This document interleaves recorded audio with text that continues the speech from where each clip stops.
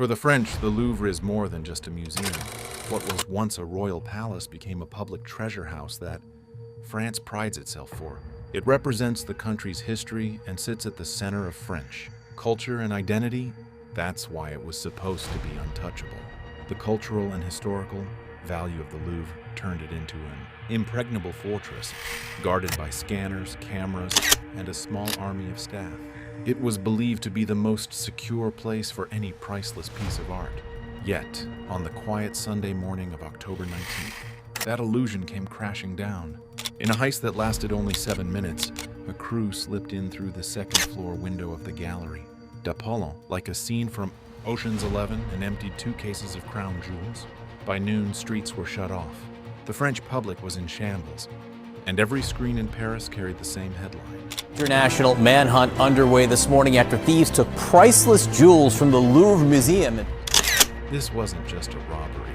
It was a strike at France's history and its national pride. This is how the Louvre got hit and brought. For a long time, the Louvre had felt bulletproof, a palace turned museum that seemed beyond risk. However, this is not the first heist the Louvre has known. In 1911, Vincenzo Peruggia, an ordinary handyman, lifted the Mona Lisa off the wall, hid it, and turned it into a global obsession. After a 2-year search, the painting was found in Italy and restored to its place at the museum. Since then, security was rebuilt, and the Louvre has proven to have earned the status of an impregnable citadel. The masterpieces of art and national symbols it held were safely kept, behind layers of protection. Cameras tucked along the walls, locked doors, and guard routes planned to the minute. The museum ran like a clock, with controlled entrances and a 24/7 operation center. Despite all of this, the unthinkable happened when everyone least expected it. The heist took place in the Galerie d'Apollon, a hall that houses what is left of the French crown jewels, necklaces and ceremonial pieces tied to French nobility. The gallery was not remote.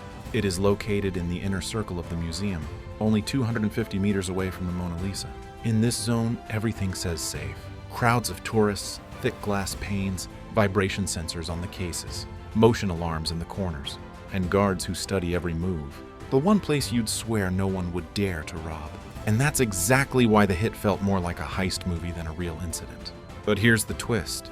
This was not a sophisticated high-tech job with lasers and explosives. It was brilliantly simple. A lift, a window, a saw, and 7 ruthless minutes. It was clear that the heist crew did their homework beforehand. They chose Sunday morning, the quietest hour of the week when foot traffic is low and response times are longer.